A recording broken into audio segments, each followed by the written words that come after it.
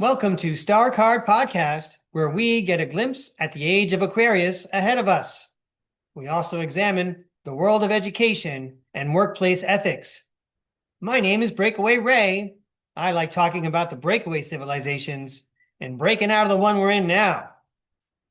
Today is May 23rd, 2025. This is adventure number 1. Breakaway Ray saves your DNA. This is the 5th and final chapter, Breaking News with Breakaway Ray and Psychic Liz Cross.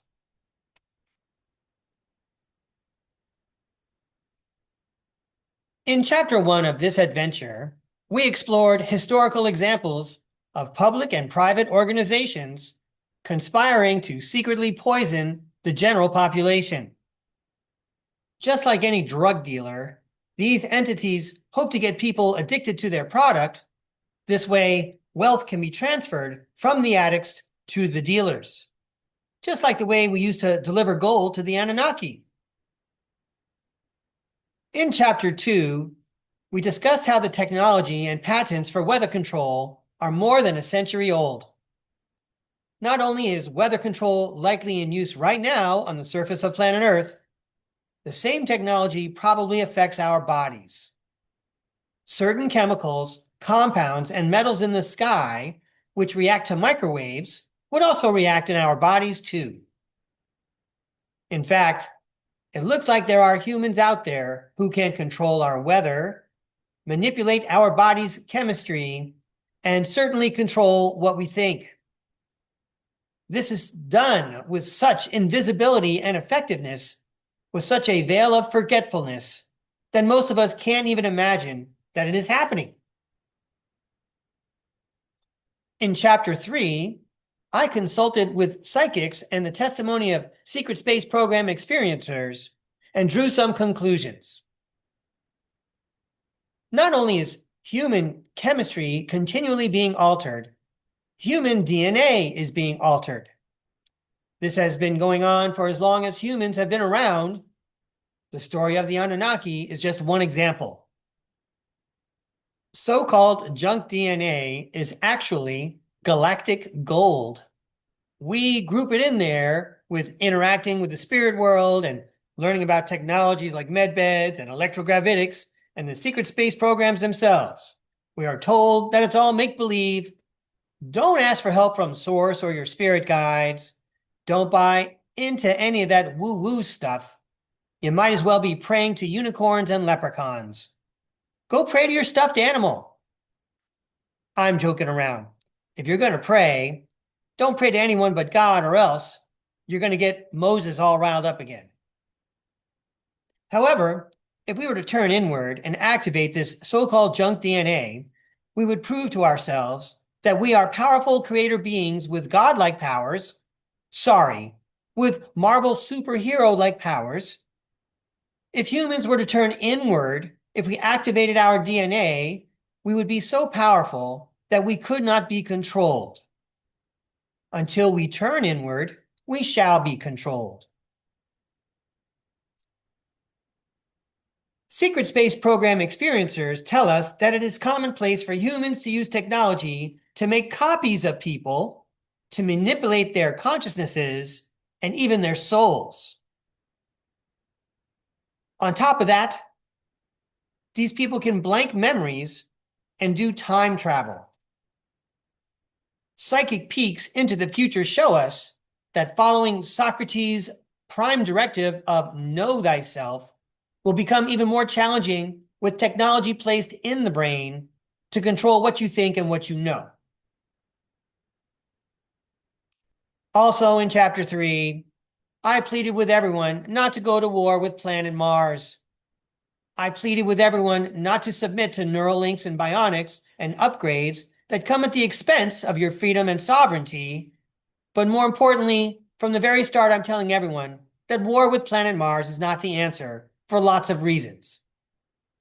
War with Planet Mars is practically a ruse, a little bait and switch, getting people who don't know better to agree to become cyborgs and super soldiers, then conscripting them into an invincible, invasive, interstellar, marauding cyborg horde.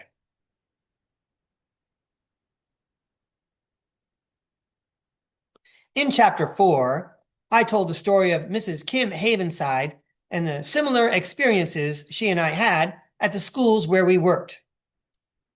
There were unexplainable and inexcusable situations, yet it was time to forgive and forget.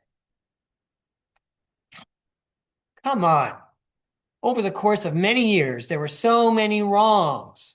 Forgive and forget? What recovery? What salvation? What justice? I wanted to know why I had to suffer so long with that whole situation. Where were my spirit guides? I was being physically injured. I wondered where the help was. I wondered if this was some kind of karmic payback, like in a previous life. Was I gassing people at Dachau? I took my questions to my on-the-spot reporter, Psychic Liz Cross, in The Life Between Lives.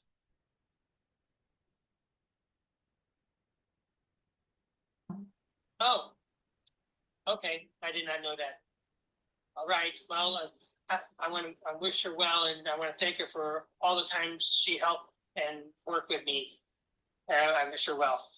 And we can leave that lady alone, if that's okay. You need to wave the sagebrush around. You're so funny. Okay. So can I ask my higher self now, my soul, that whole thing with the air fresheners where I was getting sick, that was going on for years. But that part of the problem, and was this because I ran some kind of gas chamber in Dachau or something? Oh no, you're so funny. I don't know. So you're very okay, Ray. You're gonna have to be careful because you're prone to getting pneumonia. Okay, this is a weakness in this lifetime because of a virus you had when you were very small. It damaged your lungs in some capacity, and you're just very, very prone to getting pneumonia. This stuff is quite dangerous for you. You can't have any air freshener. So what was she doing? Spraying air freshener like Lysol and stuff like that. You can't be around any aerosol. Either. Yes, I did not know all the stuff that you just told me. Oh, okay. All right. Well, no, you cannot be around any of that stuff. Paint fumes, car fumes, aerosol sprays, fresheners. You're right. You're right. I'm sorry to cut you off, Liz. No. You're correct. But what's the deal? Higher self and my spirit guides. What's up, guys? It feels like we had to go on for a long time. This is. Or was that just part of the plan? Or was that part of the karma challenge that I had to deal with? I don't feel it was part of the karmic challenge. What I'm getting from your soul is that, oh, very clever. See, I told you your soul was clever. There's so many toxins in this environment now, okay? Yeah. And the soul put this irritation into the lungs through this virus so that you will avoid all of these toxins. You are like super duper sensitive to air toxins, right? Now, I'm getting very strongly, it's going to be beneficial for your health in the long run, not being around these things. People that are breathing in this stuff all the time, they're going to end up with lung issues and lung problems. So it's about longevity here. And your soul created this within your life plan in this lifetime in order to extend longevity. Don't forget also, these toxins, your soul is telling me, they alter the DNA. Going forward, you don't want to carry, that energy, that coding in the DNA going into your next lifetime. You're right. It goes into the next lifetime? Of course, it's DNA. Oh my God. Yeah, it's the coding that you carry with you. That recording with Psychic Liz Cross took place in March of 2025. Psychic Liz Cross reports that the answer which came back is this: that my canary in a coal mine-like sensitivity was by design to keep me away from those poisons and thus to prolong my life. I asked my spirit guides if I should present to the school board in case they really didn't know all the things that were going on. How are they going to know? Obviously, it had been kept away from the school board for as long as I'd been going to the district asking for help. According to Psychic Liz Cross, I was told by my spirit guides not to make a speech to the school board.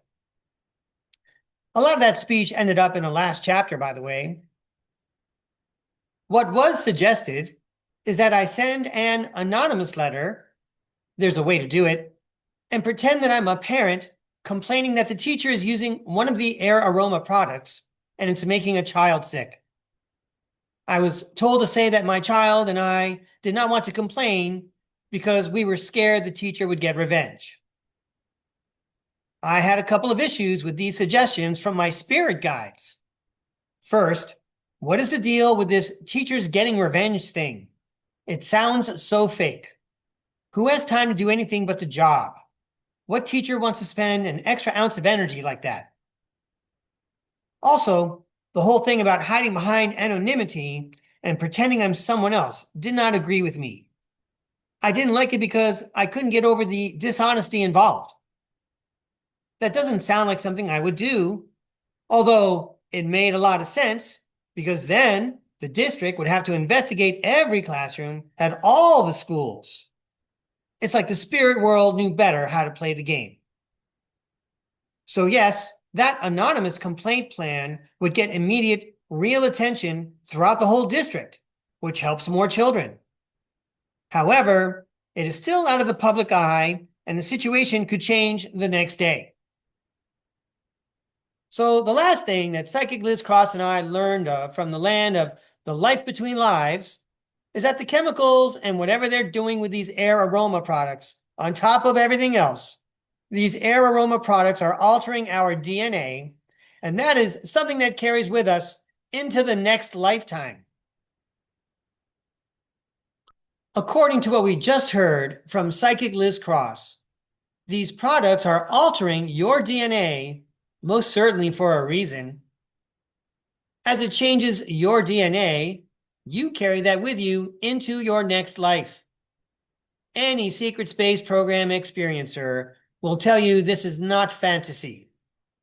Our lives on Earth are being poisoned and hijacked, and it sounds like these poisons have already hijacked our next lives from here in the lifetimes we're in now. Ready to pull that air aroma product device out of the wall? I hope so. And you're welcome. So I did not address the school board about this. To some parents or employees, the idea of the anonymous complaint letter might seem the most effective way to deal with the situation right away. I didn't do that either. I like to think that I got a little Two of Pentacles energy going here. I'm going to have my cake and eat it too. I did make a presentation, but not a one-time 3-minute magnum opus to a single school board and localized audience. Yes, I made a presentation. This is what this STARCARD podcast adventure is all about. I told everyone what I know, and it's out on the internet where everyone can hear it whenever they're ready.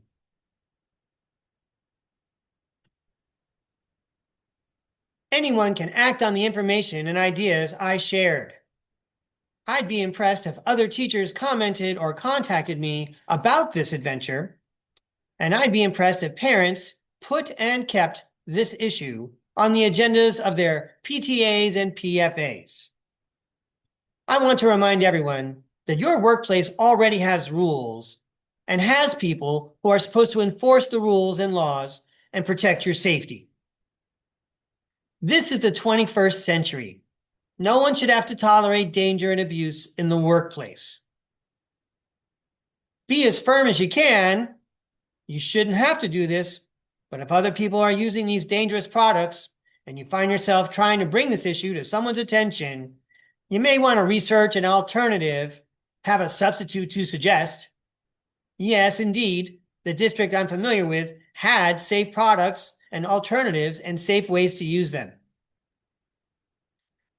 If other people are using these dangerous products in the workplace and you want to ask them to stop, I applaud you. Nevertheless, I would not get your hopes up.